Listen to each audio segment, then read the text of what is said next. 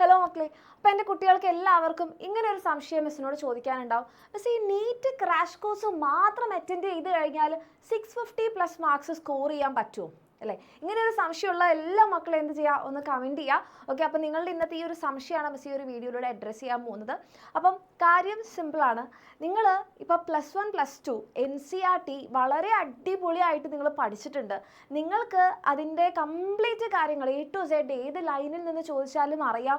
അത് തന്നെ ഏതായിരിക്കണം നിങ്ങൾക്ക് അറിയേണ്ടത്? നിങ്ങളുടെ വെറും ടെക്സ്റ്റ് ബുക്ക് മാത്രമല്ല, നിങ്ങൾക്കിപ്പോൾ നമ്മുടെ ഫിസിക്സിലെ, കെമിസ്ട്രിയിലെ, ബയോളജിയിലെ ഈ 3 സബ്ജക്ട്സ് നിങ്ങൾ എടുക്കുകയാണെന്നുണ്ടെങ്കിൽ എവിടുന്ന് ചോദിച്ചു കഴിഞ്ഞാലും NCERTയുടെ ലൈൻ നിങ്ങൾക്ക് പച്ചവെള്ളം പോലെ അറിയാം എന്നാണെന്നുണ്ടെങ്കിൽ അല്ലേ, നമുക്ക് ഒരു സംശയവും വേണ്ട. നമ്മുടെ ഫിസിക്സ്, കെമിസ്ട്രി, ബയോളജിയിൽ നിങ്ങളുടെ NCERT നിങ്ങൾക്ക് പച്ചവെള്ളം പോലെയാണെന്നുണ്ടെങ്കിൽ ഈ ക്രാഷ് കോഴ്സ് മാത്രം പഠിച്ചു കഴിഞ്ഞാൽ നിങ്ങൾക്ക് എന്ത് ചെയ്യാൻ പറ്റും? തീർച്ചയായിട്ടും ഒരു 650+ മാർക്സ് എയിം ചെയ്യാൻ പറ്റും. നിങ്ങൾക്ക് അത് കിട്ടുകയും ചെയ്യും.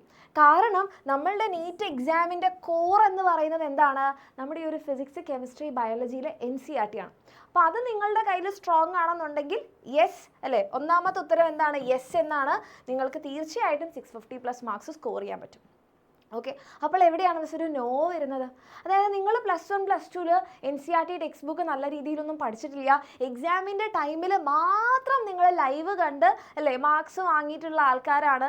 എന്നിട്ട് നിങ്ങൾ ഈ ഒരു 1 മന്ത് ക്രാഷ് കോഴ്സ് അറ്റൻഡ് ചെയ്തിട്ട് നിങ്ങൾക്ക് 650+ മാർക്സ് സ്കോർ ചെയ്യാൻ പറ്റുമെന്ന് ചോദിച്ചു കഴിഞ്ഞാൽ അതിൻ്റെ ഉത്തരം തീർച്ചയായിട്ടും നോ എന്നാണ്. പക്ഷേ അതിൻ്റെ അർത്ഥം എനിക്കിനി ഒരിക്കലും നീറ്റ് കിട്ടില്ല എന്നാണോ? അങ്ങനെയല്ല. ഇവിടെ എന്തുകൊണ്ടാണ് ഈ നോ വരാൻ കാരണം?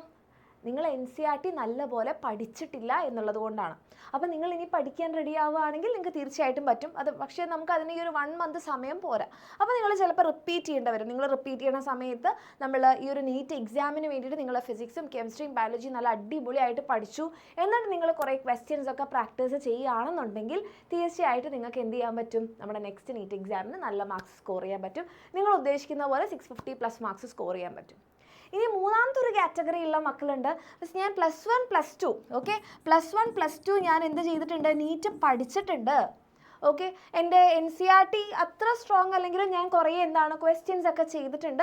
പക്ഷേ എനിക്കറിയാം ഞാൻ എക്സാം ടൈമിൽ മാത്രം പഠിച്ച ഒരാളല്ല, അത്യാവശ്യം ഈ എക്സാമിന് വേണ്ടിയിട്ട് കുറച്ച് ഇൻപുട്ടൊക്കെ ഇട്ടിട്ടുണ്ട്. ഓക്കെ, ഞാൻ എന്ത് ചെയ്തിട്ടുണ്ട്? നല്ലപോലെ ടെക്സ്റ്റൊക്കെ വായിക്കാനും പഠിക്കാനും ട്രൈ ചെയ്തിട്ടുണ്ട്. ഞാൻ കുറേ അധികം ക്വസ്റ്റ്യൻസ് പ്രാക്ടീസ് ചെയ്തിട്ടുണ്ട്. ഏതെങ്കിലും നീറ്റ് ബാച്ചിലൊക്കെ നിങ്ങളുണ്ടാകും. ചിലപ്പോൾ നമ്മുടെ എക്സാമിനാണ്ട് തന്നെ പൃഥ്വി ബാച്ചിലും വേദ ബാച്ചിലും ഒക്കെ ഉണ്ടായിട്ടുണ്ട്. അല്ലെങ്കിൽ നിങ്ങൾ ഏതെങ്കിലും രീതിയിൽ നീറ്റ് പഠിച്ചിട്ടുണ്ട്, പക്ഷേ ഫുള്ളായിട്ട് ഞാൻ കവർ ചെയ്തിട്ടില്ല. അപ്പോൾ എനിക്ക് ഈ ഒരു ക്രാഷ് കോഴ്സ് കൊണ്ട് കവർ ചെയ്യാൻ പറ്റുമെന്ന് ചോദിച്ചു കഴിഞ്ഞാൽ വീണ്ടും മിസ് ഒരു യെസ് പറയും.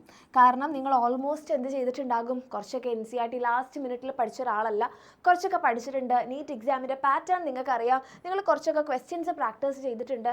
തീർച്ചയായിട്ടും നിങ്ങൾക്ക് എന്ത് ചെയ്യാൻ വേണ്ടി പറ്റും? ഒരു 650+ മാർക്സ് ഈ ഉള്ളൊരു കുറച്ച് സമയം കൊണ്ട് നിങ്ങൾ നല്ലപോലെ, നമുക്ക് ഒത്തിരി ക്വസ്റ്റ്യൻസ് ഒന്നും ഇനി പ്രാക്ടീസ് ചെയ്യാൻ സമയമില്ല, പ്രീവിയസ് ഇയർ ക്വസ്റ്റ്യൻസ് നല്ലപോലെ പ്രാക്ടീസ് ചെയ്യുക, റിവൈസ് ചെയ്യുക, NCERT ടെക്സ്റ്റ് ബുക്ക് നല്ലപോലെ വായിക്കുക, നോട്ട്സ് റിവൈസ് ചെയ്യുക, റിവിഷനും പിന്നെ ഒത്തിരി ടെസ്റ്റുകൾ എടുക്കുന്നതിലൊക്കെ നിങ്ങളിപ്പോൾ ഇമ്പോർട്ടൻസ് കൊടുത്ത് ചെയ്ത ക്വസ്റ്റ്യൻസ് ഒക്കെ പ്രാക്ടീസ് ചെയ്യുകയാണെങ്കിൽ, റിവിഷൻ ചെയ്യുകയാണെന്നുണ്ടെങ്കിൽ തീർച്ചയായിട്ടും നമുക്ക് എന്ത് ചെയ്യാൻ പറ്റും? നമ്മുടെ ഈ ഒരു നീറ്റ് എക്സാം നിങ്ങൾ വിചാരിക്കുന്ന മാർക്സിൽ തന്നെ നിങ്ങൾക്ക് ക്രാക്ക് ചെയ്യാൻ പറ്റും.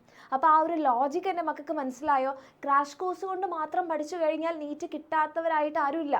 പക്ഷേ എന്താണ്, അങ്ങനെ പഠിക്കുന്നതിലുള്ള രീതി വ്യത്യാസം ഉണ്ടാകും. ഒരു +1 +2 എങ്ങനെ പഠിച്ചു എന്നുള്ളത് ഈ ക്രാഷ് കോഴ്സിനെ ബാധിക്കും. നല്ല രീതിക്ക് പഠിച്ച ഒരാൾക്ക് ക്രാഷ് കോഴ്സ് കൊണ്ട് നല്ല റാങ്ക് കിട്ടിയ ആൾക്കാരുണ്ട്. പഠിക്കാത്ത ഒരാൾ ക്രാഷ് കോഴ്സ് എന്നല്ല, ഇനി ഫുൾ ഇയർ അറ്റൻഡ് ചെയ്തൊരു കോഴ്സ് പഠിച്ചു കഴിഞ്ഞാലും പഠിച്ചിട്ടില്ലെങ്കിൽ നമുക്ക് റാങ്ക് കിട്ടില്ല. ഓക്കെ, ക്ലിയർ ആയി എന്ന് വിചാരിക്കുന്നു. എൻ്റെ മക്കൾക്ക് ഈ ഒരു കാര്യം യൂസ്ഫുൾ ആയെങ്കിൽ തീർച്ചയായിട്ടും കമൻറ്റ് ചെയ്യുക. നിങ്ങൾക്ക് ഇതേപോലെ എന്ത് സംശയമാണോ ഉള്ളത് എന്നുള്ള കാര്യം നിങ്ങൾക്ക് കമൻറ്റ് ചെയ്യാം. All the very best. നമ്മൾ നീറ്റ് എക്സാമിൻ്റെ അടുത്തുകൊണ്ടിരിക്കുകയാണ്. ഓക്കെ, അപ്പോൾ നല്ല രീതിക്ക് തന്നെ പഠിക്കുക. ഇനി അതിൻ്റെ കൂടെ നിങ്ങൾ ഈ പറഞ്ഞ ഏതെങ്കിലും കാറ്റഗറിയിൽ, ഈ ഒരു യെസ് വരുന്ന ഏതെങ്കിലും ഒരു കാറ്റഗറിയിലുള്ള മക്കളാണെങ്കിൽ മക്കളെ നിങ്ങൾക്ക് താഴെ കാണുന്ന നമ്പറിൽ മെസ്സേജ് ചെയ്ത് നമ്മുടെ നീറ്റ് കിങ് ക്രാഷ് കോഴ്സിൽ അഡ്മിഷൻ എടുക്കാം. കാരണം നമ്മുടെ നീറ്റ് ക്രാഷ് കോഴ്സിൻ്റെ കൂടെ നിങ്ങൾക്ക് ഒരു ബുക്ക് ഫ്രീ ആയിട്ട് കിട്ടാറുണ്ടല്ലേ, നമ്മുടെ എക്സാമിനുണ്ട് തന്നെ പ്രീവിയസ് ഇയർ ക്വസ്റ്റ്യൻസിൻ്റെ ആ ബുക്ക്. അത് April 23 വരെ മാത്രമേ നിങ്ങൾക്ക് കിട്ടുള്ളൂ. അപ്പോൾ നിങ്ങൾക്ക് ആ ബുക്ക് കൂടെ വേണമെന്നുള്ള മക്കളാണെന്നുണ്ടെങ്കിൽ വേഗം തന്നെ താഴെ കാണുന്ന നമ്പറിൽ മെസ്സേജ് ചെയ്യാം. കാരണം ഇനിയും മുന്നോട്ട് പോയി കഴിഞ്ഞാൽ നിങ്ങൾക്ക് അത് പോസ്റ്റൽ ഡിലേ വരുന്നതുകൊണ്ടാണ് നമ്മൾ April 23 കൂടി ബുക്ക് നിർത്തുന്നത്. അപ്പോൾ താല്പര്യമുള്ള മക്കളാണെങ്കിൽ താഴെ കാണുന്ന നമ്പറിൽ മെസ്സേജ് ചെയ്യുക. അടിപൊളിയായിട്ട് പ്രാക്ടീസ് ചെയ്യുക. റിവിഷൻ എന്നുള്ള കാര്യം എൻ്റെ മക്കൾ മറക്കാതിരിക്കുക. Revise. All the very best.